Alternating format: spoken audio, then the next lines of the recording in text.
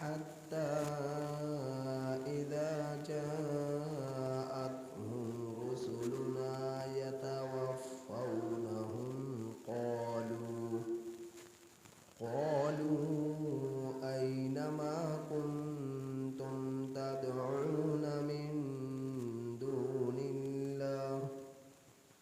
قالوا ضلوا عنا وشهدوا على أنفسهم أنهم كانوا كافرين. سورة الأعراف آیت نمبر 37 آپ حضرات کے سامنے تلاوت ہے. اس آیت کریمہ کا ترجمہ یہ ہے: فَمَنْ أَظْلَمُ، سو اس شخص سے بڑھ کر ظالم کون ہوگا، ممن افترا، جس نے افطرا باندھا، علی اللہ، اللہ پر، کذباً، جھوٹ کا، او کذب بآیاتہ، یا جھٹلایا اس کی آیات کو. سو اس شخص سے بڑھ کر ظالم کون ہوگا جس نے اللہ پر جھوٹ کا افطرا باندھا یا جھٹلایا اس کی آیات کو. اولئک ینالہم، یہی لوگ ہیں کہ پہنچے گا ان کو،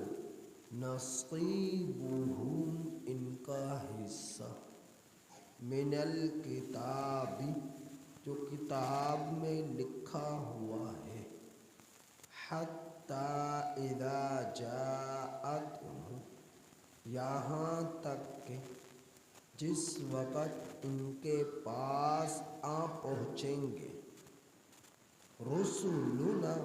ہمارے بھیجے ہوئے فرشتے، یتوفونہم، جو نکالتے ہیں ان کی جانیں، یہاں تک کہ جس وقت ان لوگوں کے پاس آ پہنچتے ہیں ہمارے بھیجے ہوئے فرشتے جو نکالتے ہیں ان کی جانیں. قالوا، کہتے ہیں وہ فرشتے، اینما کنتم، کہاں ہیں وہ جن کو تم تدعون، پکارتے تھے، من دون اللہ، اللہ کے سوا، کہاں ہیں وہ جن کو تم اللہ کے سوا پکارا کرتے تھے. قالوا، وہ لوگ کہیں گے، قالوا، کہتے ہیں وہ لوگ، ضلوا عنا، وہ ہم سے غائب ہو چکے، وشہدوا، اور گواہی دیں گے وہ لوگ، علی انفسہم، اپنی جانوں پر، انہم کانوا کافرین، بے شک وہ لوگ کفر کیا کرتے تھے. دنیا کے اندر ظلم بھی بہت زیادہ ہے، اور دنیا میں ظالم لوگ بھی بہت زیادہ ہیں. ظلم بھی آپ کو بہت نظر آئے گا اور ظالم بھی آپ کو بہت نظر آئیں گے. دنیا میں ظلم بھی بہت زیادہ ہے اور ظالم بھی بہت زیادہ ہے. تو ظالم اور ظلم، ان سے دنیا بھری ہوئی ہے. اللہ رب العزت نے اس آیت کریمہ میں ارشاد فرمایا ہے، فَمَنْ أَظْلَمُ، اس شخص سے بڑھ کر ظالم کون ہوگا، جس طرح اکبرو ہے اسی طرح اظلمو ہے۔ اکبرو بھی اسم تفضیل کا صیغہ ہے اور اکبر کا معنی ہے سب سے بڑا، اور اظلمو یہ بھی اسم تفضیل کا صیغہ ہے، اس کا معنی ہے سب سے بڑا ظالم، سب سے بڑا ظالم۔ تو اکبرو کی طرح ہی اظلمو ہے۔ تو اللہ نے فرمایا کہ اس شخص سے بڑھ کر ظالم کون ہوگا، یعنی سب سے بڑا ظالم کون ہے۔ ظلم تو بہت ہے، ظالم بھی بہت ہے، لیکن سب سے بڑا ظالم کون ہے؟ تو فرمایا کہ سب سے بڑا ظالم وہ ہے کہ ممن افتری علی اللہ کذبا، جس نے اللہ پر جھوٹ کا افطرا باندھا، جھوٹ کا افطرا باندھا، اللہ پر جھوٹ کی نسبت کی۔ وہ کس طرح کہ اللہ رب العزت کے بارے میں، اللہ کی ذات میں، اللہ کی صفات میں، اللہ کے افعال میں شریک ٹھہرایا، شرک کیا۔ سورہ لقمان میں ہے، فرمایا ان الشرک لظلم عظیم، شرک جو ہے ظلم عظیم ہے، شرک جو ہے سب سے بڑا ظلم ہے، اور جو اسے کرے گا وہ سب سے بڑا ظالم ہے۔ شرک سب سے بڑا ظلم ہے، اور جو شرک کرنے والا ہے وہ سب سے بڑا ظالم ہے۔ تو فرمایا کہ اس شخص سے بڑھ کر ظالم کون ہوگا جس نے اللہ پر جھوٹ کا افطرا باندھا۔ یہودیوں نے حضرت عزیر علیہ السلام کو اللہ کی ذات میں شریک ٹھہرایا کہ یہ اللہ کے بیٹے ہیں۔ وقالت الیہود عزیر ابن اللہ، نصرانیوں نے حضرت عیسیٰ علیہ السلام کو اللہ کا بیٹا قرار دیا۔ وقالت النصارى المسیح ابن اللہ، اور مشرکین نے اللہ رب العزت کی جو ہے فرشتوں کو بیٹی قرار دیا۔ وَيَجْعَلُونَ لِلَّهِ الْبَنَاتِ، تو یہودیوں نے اللہ کے ساتھ جھوٹ کی نسبت کی بیٹا قرار دے کر، نصرانیوں نے اللہ کے ساتھ جھوٹ کی نسبت کی بیٹا قرار دے کر، مشرکین نے اللہ کے ساتھ جھوٹ کی نسبت کی بیٹیاں قرار دے کر، جبکہ اللہ پاک ہے، بیٹوں سے، بیٹیوں سے اور بیوی سے جو ہے خونی رشتوں سے اللہ پاک ہے، نہ وہ خود کسی کی اولاد ہے نہ اس کی کوئی اولاد ہے۔ اب جو اس جھوٹ کی نسبت اللہ کے ساتھ کرے گا یہ سب سے بڑا ظالم ہے، یہ سب سے بڑا ظالم ہے جو اللہ کے ساتھ جھوٹ کی نسبت کرے گا۔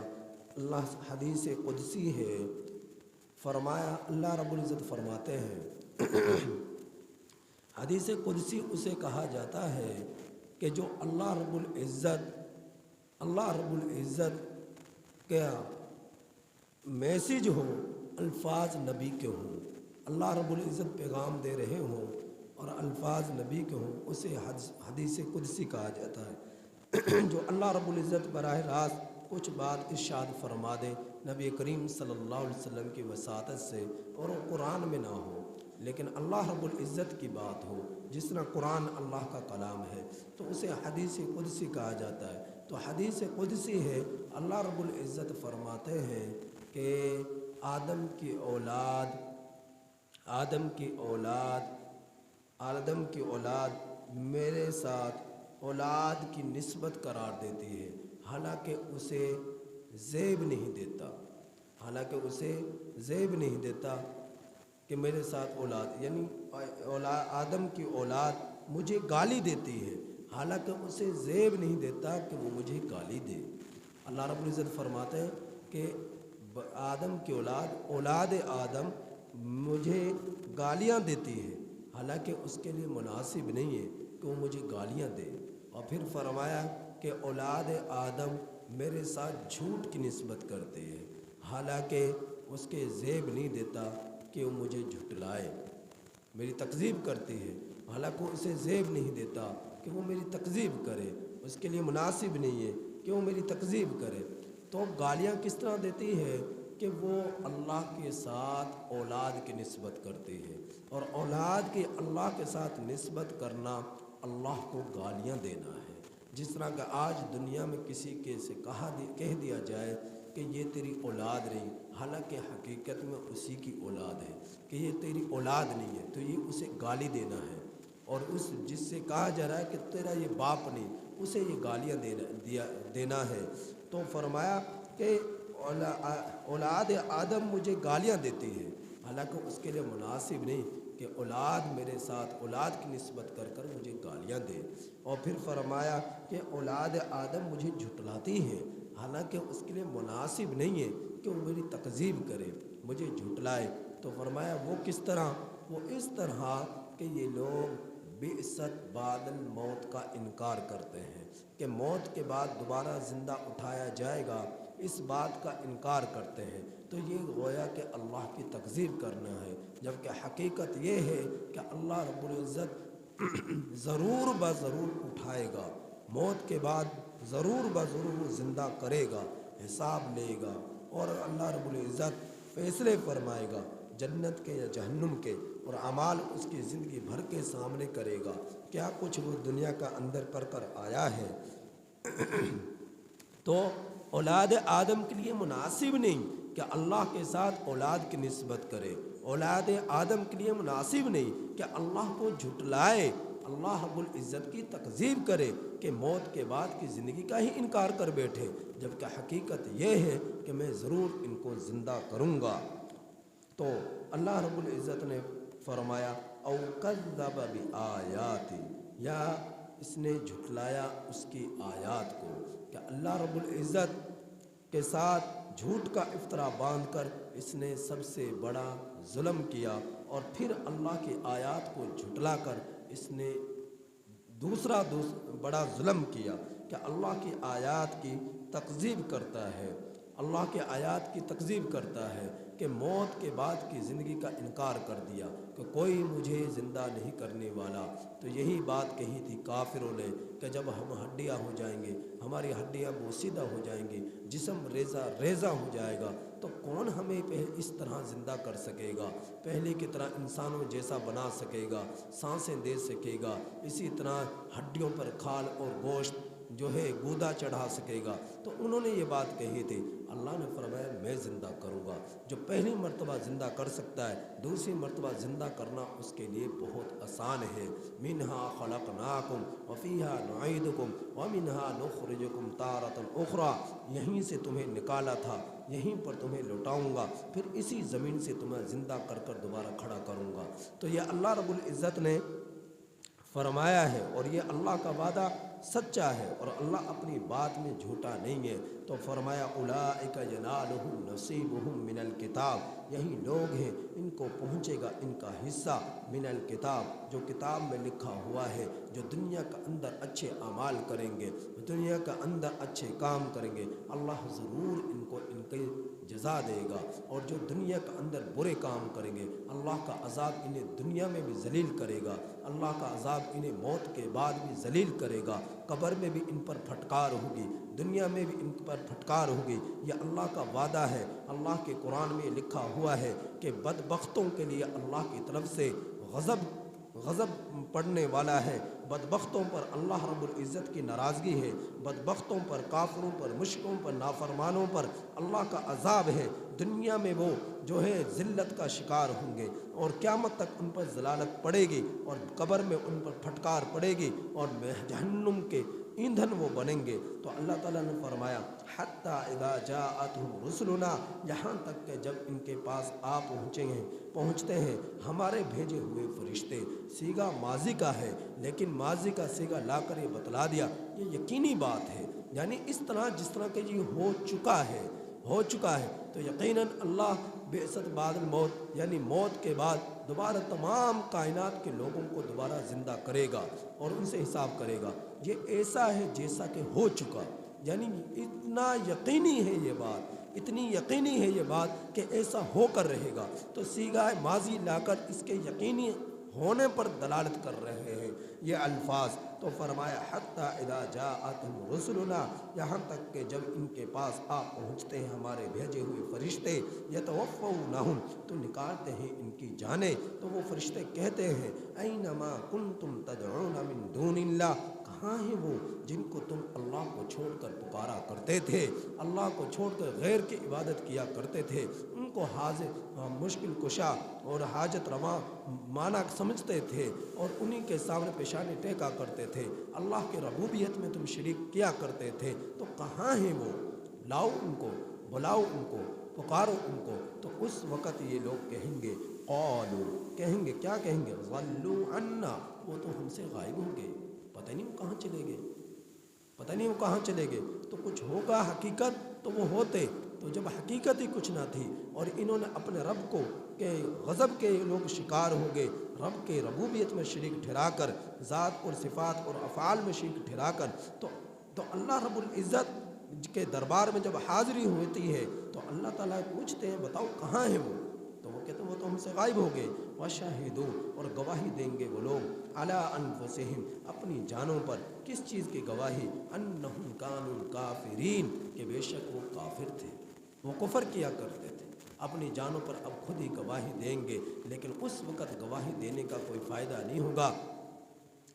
کہ جب چڑیا چگ گئی کھیت، اب کیا بنے گا تیرا اے ہوت، تو جب وقت گزر گیا تو اب کیا فائدہ، دنیا کے اندر رہتے ہوئے تو نے قدر نہ کی، رب کی عبادت نہ کی، اور شرک سے تو باز نہ آیا، کفر سے تو دور نہ رہا، رب کی نافرمانی کرتا رہا، اپنی اکڑ اور جوانی اور اپنی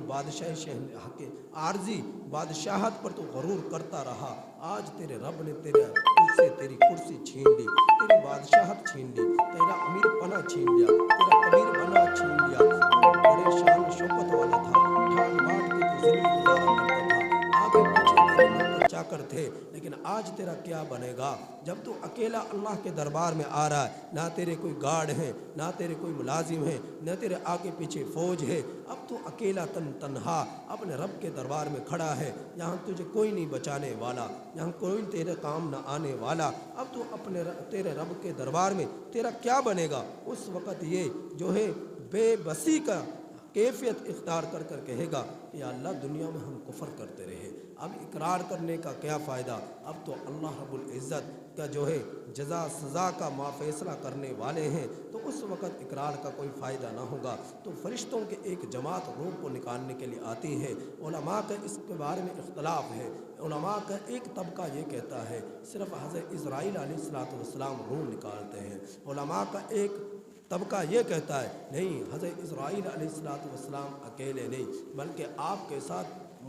پورا کا پورا ایک محکمہ ہے، پورا ایک شعبہ ہے فرشتوں کا، جو حضرت اسرائیل علیہ السلام کی ٹیم ہوتی ہے، ان کے ساتھ پورا ایک لشکر ہوتا ہے، جو اس مردے کی اس انسان کی جان کو لینے کے لیے آتے ہیں، جس وقت روح کو نکالتے ہیں۔ تو اسی کے اور دلیل اسی آیت کو دیتے ہیں کہ اس آیت کریمہ میں اللہ نے فرمایا حتی اذا جاءتہم، یہاں تک کہ جب ان کے پاس آپ پہنچتے ہیں، رسولنا، رسولنا یا رسول کی جمع ہے، رسول کی جمع ہے، اور رسول جمع ہے تو اس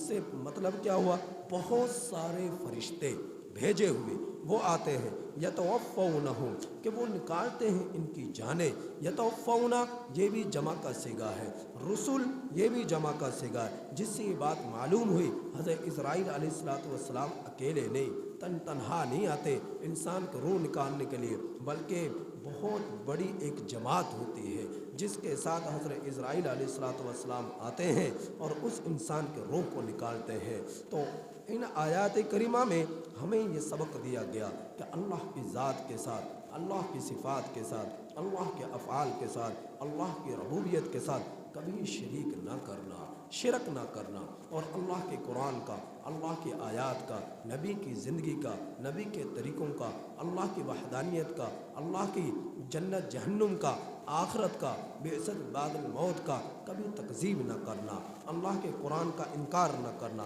اس کے مضامین کی تکذیب نہ کرنا۔ تیسرا سبق یہ دیا گیا کہ موت ہر ایک پر آنی ہے اور اللہ جزا سزا کا فیصلہ فرمائیں گے۔ ایسا ہوگا، آج دنیا میں تمہارے رب نے تمہیں زندگی دی ہے، اس زندگی کی قدر کر لے، اس زندگی کی قدر کر لے اور رب کی عبادت کر کر گزار لے، ورنہ سوائے پچھتاوے کے کچھ کام نہ آنے والا ہوگا۔ لہٰذا ہمیشہ اپنے رب کو یاد رکھیں، دلوں میں بسائیں، سینوں پر سجائے اور زندگی ایسی گزارے کہ جب تم مرو تمہارے چہروں پر مسکراہٹ ہو، اللہ تم سے راضی ہو چکا ہو اور تم اللہ سے راضی ہو چکے ہو۔ کلمے پر، کلمہ شہادت پر تمہیں موت آئے، سجدے میں تمہیں موت آئے، ایمان کے ساتھ تمہیں موت آئے، ایسی اچھی زندگی گزارو۔ انسان جیسے کام دنیا میں کرتا ہے ایسے ہی کاموں کو موت کے وقت یاد کرتا ہے۔ تم نمازیں کی کثرت کرو گے، موت کے وقت بھی تمہیں نماز یاد آئے گی۔ تم تلاوت قرآن کی کثرت اختیار کرو گے، موت کے وقت قرآن کی آیات تمہاری زبانوں پر جاری ہوں گے۔ تم کثرت سے اذکار کرو گے، اللہ اکبر سبحان اللہ الحمدللہ لا الہ الا اللہ، تو موت کے وقت تمہاری زبان پر اسی طرح کے کلمات جاری ہوں گے۔ لیکن اگر تم نے